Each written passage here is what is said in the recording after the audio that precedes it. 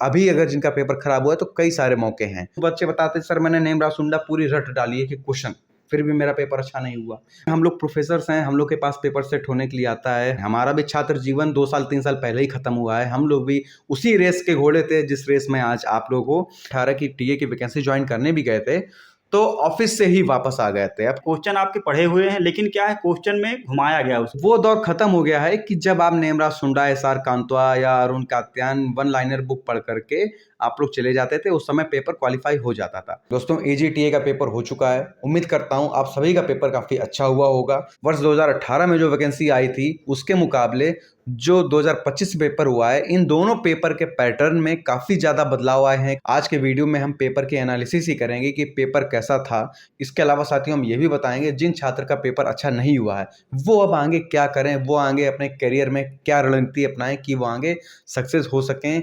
TA का paper अच्छा नहीं हुआ है, कोई बात नहीं, आगे अभी बहुत सारे मौके हैं। कौन कौन से मौके हैं इन्हीं के बारे में आज हम बात करते हैं। और इसी क्रम में आज पेपर के एनालिसिस और करियर गाइडेंस के लिए आज हमारे साथ मौजूद हैं हमारे वीडियो में डॉक्टर सरबजीत सिंह। सर अपने परिचय खुद देंगे। सर प्लीज अपना परिचय दीजिए। मैं doctor Sarabjit, assistant professor, department of agriculture, chemistry and soil science, RBS college Agra. मैं जो है अपना बीएससी एजी कानपुर से किया, चंद्रशेखर आज़ाद एग्रीकल्चर यूनिवर्सिटी से। वहाँ मैंने 2013 से 17 तक रहा।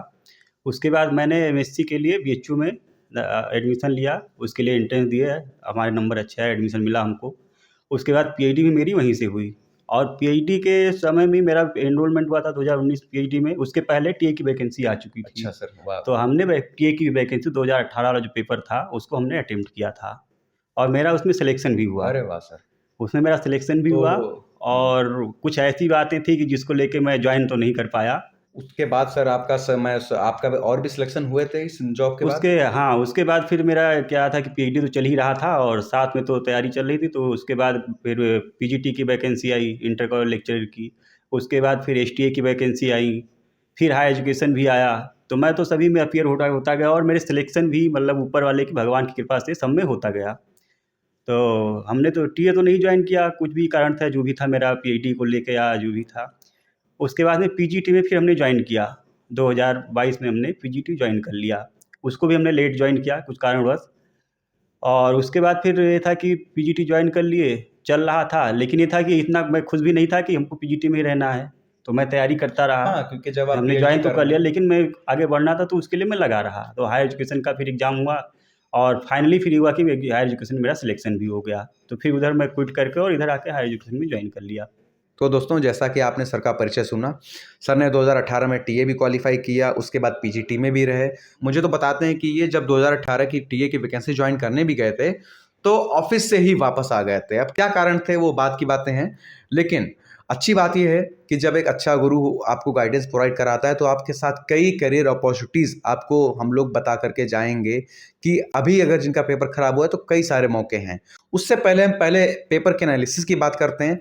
तो दोस्तों बिना किसी देरी के वीडियो हम शुरुआत करते हैं। नमस्कार दोस्तों, मैं doctor Ashwini Kumar Verma, assistant professor, RBS college Agra, आप सभी का स्वागत करता हूं अपने YouTube channel doctor Ashwini talk professors में। तो दोस्तों सबसे पहले जानते हैं कि पेपर का एनालिसिस। पेपर एनालिसिस मतलब पेपर हम लोग मतलब कुछ सॉल्व करके नहीं एनालिसिस करा है। मतलब पेपर कैसे एनालिसिस करना है आपको, या आप जो सुनने में आ रहा कि पहले जो 2018 का था अभी का है, उनमें क्या डिफरेंसेस थे। तो पहला तो ये था कि सिलेबस ही चेंज है पूरा इस बार का। और 2018 का जो है सर कि सिलेबस ही पूरा चेंज है। 18 में क्या था कि उस समय आपको पूरा ऐसा पेपर पूछा गया था कि ये कोई जनरल पेपर टाइप में, कि उसमें आपको जनरल नॉलेज पूछा गया था, आपको मैथ पूछी गई, साइंस पूछी गई, रीजनिंग पूछी गई, जनरल नॉलेज। मतलब उसमें वहाँ पे अगर बात करें हम सिलेबस में तो बस एक छोटा सा लाइन था कि भारतीय कृषि। 25 में क्या हुआ कि 25 में हमारा सिलेबस पूरा एग्रीकल्चर रहा है। अच्छा। तो कटाव को लेके जो चल रहा है कि नहीं उस बार इतना था, इस बार कितना जाएगा। तो ये है कि हम अगर एवरेज निकालेंगे उस बार से बार, तो उस बार क्वेश्चन भी हमारे पास ज़्यादा थे, इस बार नंबर ऑफ क्वेश्चन कम है। हाँ। तो दूसरा सर कि पिछली बार जो पेपर का जो वो था कि अगर 200 क्वेश्चन थे और एक क्वेश्चन 2 नंबर का था। जी सर। तो अब वर्तमान में जो पेपर हुआ है वो 100 क्वेश्चन हैं और हर क्वेश्चन 100 नंबर का ही है, ये हर क्वेश्चन 1 नंबर का है। अब जो बच्चे कुछ कंफ्यूज हो रहे हैं कि सर पिछली बार कट ऑफ 37% गई थी जनरल की, क्योंकि 151 नंबर पे सिलेक्शन हुआ था। 151 नंबर जिसके थे 400 में से उसका सिलेक्शन हो गया था, उस हिसाब से 37% ठीक है। अब बच्चे कह रहे हैं कि सर जो मैंने कट ऑफ वाला वीडियो बनाया है आप तो बता रहे 50% जा रहा है।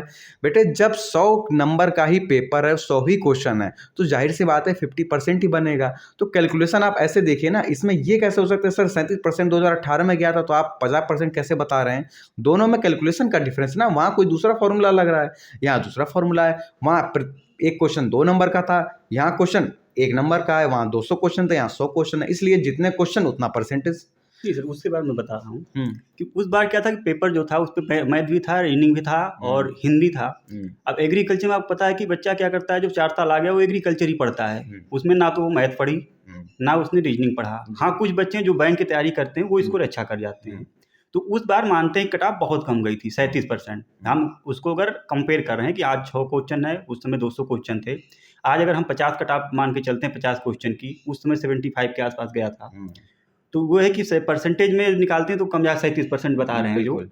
लेकिन क्या है कि सिलेबस देखें तो आज क्या एग्रीकल्चर है आया है, अगर 100 क्वेश्चन आया तो 100 एग्रीकल्चर आया है। हाँ, पेपर का थोड़ा सा जो लेवल है, कह रहे हैं कि टफ है या सिंपल है, तो ऐसा नहीं है।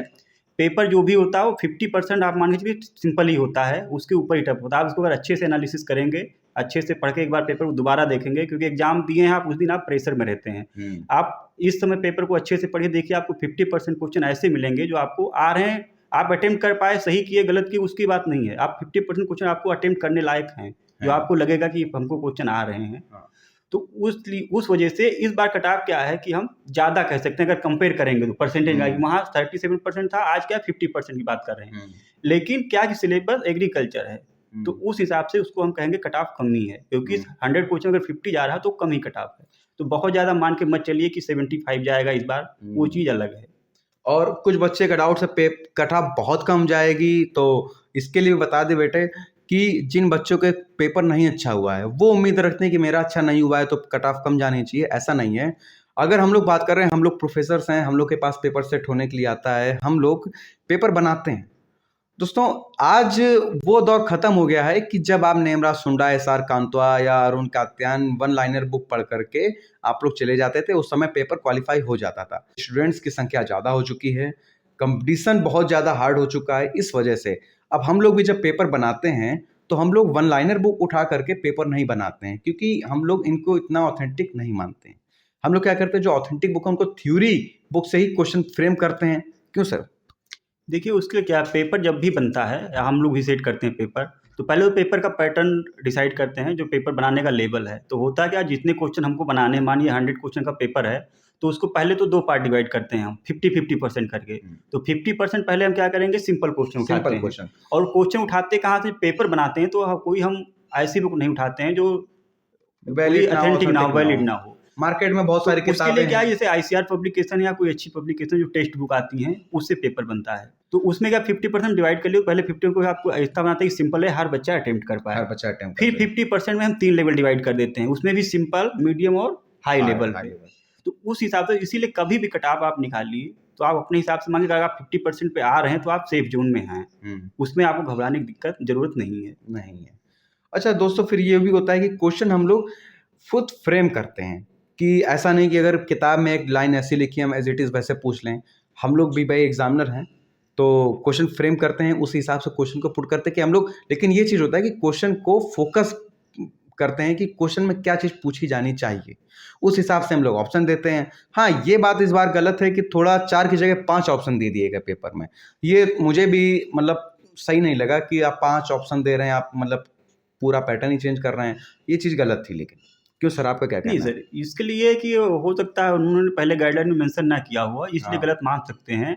बाकी ऑप्शन देने का मतलब ये नहीं कि पेपर कोई लेवल टफ किया गया या पेपर गलत था। उसका तो ये है कि आजकल क्या है कि आपको अपने में स्मार्टनेस बढ़ाना है, बढ़ानी तो आपको देखिए क्वेश्चन भी जो आए हैं, क्वेश्चन आपके पढ़े हुए हैं, लेकिन क्या है, क्वेश्चन में घुमाया गया, उसको क्वेश्चन में स्मार्टनेस लाया गया है। ऑप्शन आपको 5 क्यों बनाए गए हैं, आपको कंफ्यूज करने के लिए, क्योंकि आज क्या है, तुक्के में काम नहीं होने वाला। जो 5 ऑप्शन आ गए तो तुक्के में नहीं, क्योंकि आपको जो लास्ट ऑप्शन है वो आपको कंफ्यूज कर रहा है। नन ऑफ दीज, इनमें से कोई नहीं, किसी को गलत कहना ये सबसे गलत होता है। सही कहना ठीक है, लेकिन किसी को गलत कहना, 4 ऑप्शन आपके पास है, उसमें से आपको गलत निकाला तो आपको चारों ऑप्शन आ रहे हैं, तब आप गलत निकाल पाए। दूसरी चीज़ बेटा जो मैंने बता रहा था, हम लोग भी आप ही लोगों के जीवन से ही गुजरे हैं। हमारा भी छात्र जीवन 2 साल 3 साल पहले ही ख़त्म हुआ है। हम लोग भी उसी रेस के घोड़े थे जिस रेस में आज आप लोग हो। तो हम लोग जब प्रोफेसर बच्चों को पढ़ाते हैं तो बोलते हैं थ्योरी बुक पढ़ो। अब क्या है, बच्चे शॉर्टकट के पीछे भागते हैं। कोई कोचिंग की मैराथन देख लें हम, 1 घंटे की मैराथन चल रही है, 2 घंटे की चल रही है, उसमें वो बता दे रहे हैं हाँ ये क्वेश्चन ऐसे आ रहा है, वो क्वेश्चन ऐसे आ रहा है। थ्योरी बुक जब हम लोग बच्चों को बोलते हैं पढ़ने के लिए, वो नहीं पढ़ते हैं। क्यों? क्योंकि शॉर्टकट के पीछे हर किसी को भागने की जल्दी होती है। हम लोग प्रोफेसर्स हैं इसीलिए इस बात को समझते हैं, हर बच्चा इस बात को नहीं समझता है। जो कंपटीशन में उनको ये चाहिए कि हमारे पास दिन तो 3 महीने के हैं, हमको 3 महीने में हम किताब फुल नहीं पढ़ेंगे, हम नेमराज सुंडा पढ़ करके लोग बच्चे बताते सर मैंने नेमराज सुंडा पूरी रट डाली है कि क्वेश्चन, फिर भी मेरा पेपर अच्छा नहीं हुआ। मैंने एस आर कांता पूरी रट डाली, फिर भी मेरा पेपर अच्छा नहीं हुआ। भाई रटना अलग चीज़ होती है, क्योंकि पैटर्न बदल चुका है। क्वेश्चंस अगर घुमा के पूछ ले गए, आप रटी रटाई चीज़ें नहीं कर पाओगे जब तक आपने कॉन्सेप्ट नहीं समझे होंगे तब तक। इसीलिए बोला जाता है कि बीएससी में अच्छे से पढ़ाई करनी चाहिए। नहीं कर पाते हैं तो कोई बात नहीं, कम से कम जब कंपटीशन की तैयारी करें तब तो आप कुछ थ्योरी बुक्स जरूर पढ़िए जो एग्रीकल्चर की हैं, ताकि कॉन्सेप्ट समझ सकें। कॉन्सेप्ट समझेंगे तो आगे हमेशा पेपर अच्छा होगा। दोस्तों ये था पेपर का एनालिसिस। अब हम बात करते हैं। सर 1 मिनट, हाँ थोड़ा सा पेपर हाँ को लेके हाँ जो क्वेश्चन है कि क्वेश्चन लेवल कैसा था इस बार। तो उसमें ये कि जैसे कुछ क्वेश्चन मैं एग्जांपल देता हूँ। जैसे एक आया है कोई जो फसल सिंचाई योजना का है, तो उसमें क्या पढ़ते हैं अधिकतर, योजना कहाँ से लॉन्च की गई, कब लॉन्च की गई, लेकिन उसमें क्या पूछा गया है, उसका कोई रूल्स वगैरह ऐसा कुछ करके। और ऐसे ही एक मैनेज का क्वेश्चन है, उसका भी क्या होता है, सिंपल जो पढ़ते हैं कि उसके एस्टेब्लिशमेंट कब हुआ और कहाँ पे लोकेटेड है। तो उसी का पैटर्न अब ये हुआ कि स्मार्टनेस में जो मैं पहले बताया था कि क्वेश्चन में स्मार्टनेस आ रहा है कि आप जो चीज़ पढ़ रहे हैं उसके बारे में आप पूरा पढ़िए। तो आपने एक लाइन में पढ़ लिया कि ये इस ईयर में एस्टेब्लिश हुआ था, यहाँ पे लोकेट था, तो उससे काम नहीं चलने वाला, क्योंकि भीड़ हो चुकी है। तो हमको फिल्टर करके वहाँ से लाना है, जो बैठा है ऊपर आयोग में, जो उनको सिलेक्टेड कैंडिडेट लेने हैं तो उसको सिलेक्ट करना है एक फिल्टर लगा के। इसलिए क्वेश्चन को पैटर्न चेंज किया जा रहा है। अब दोस्तों बात करते हैं कि जिन बच्चों का पेपर नहीं हुआ है, मानता हूँ बेटा निराश होंगे, क्योंकि फैमिली प्रेशर भी होता है, सोसाइटी प्रेशर होता है, कईयों की उम्र निकल जाती है, फिर वैकेंसी भी डिले होती है 2018 के बाद। अब वैकेंसी आई, कितने सालों का गैप हो जाता है। बच्चे इतने मन से तैयारी करते हैं, इतने सालों तक तैयारी करते हैं, वो बच्चे क्या करें, ये भी एक समस्या है कि अब पेपर तो हो गया, रिजल्ट पता नहीं कब आएगा, तो अब अगली वैकेंसी की भी कब आएगी। कुछ तो निराश होंगे कि इतनी मेहनत कर ली फिर भी नहीं हो रहा है तो हम नहीं पढ़ाई करेंगे। हार मत मानिए, ये कोई ज़िंदगी जीने का आखिरी पेपर नहीं था, ना आखिरी इम्तहान था। अभी बहुत सारे इम्तहान आपको देने बाकी हैं, चाहे वो नौकरी को लेकर के हो, चाहे ज़िंदगी के से असल इम्तिहान हो। हम लोग भी हैं, आज हम लोग की नौकरी लग गई तो क्या हमारे जीवन से कठिनाइयाँ चली गई हैं? आज भी कठिनाइयाँ हैं, लेकिन अब इम्तहान दूसरे तरीके के हैं। और हकीकत बताएं तो अब इम्तहान जो ज़िंदगी हम लोग से लेती है वो पेपर से बड़े होते हैं। उसका कोई सिलेबस नहीं होता है, खुद ही सिलेबस क्रिएट करना है, खुद ही तैयारी करनी है, उस इम्तहान को पास करना होता है।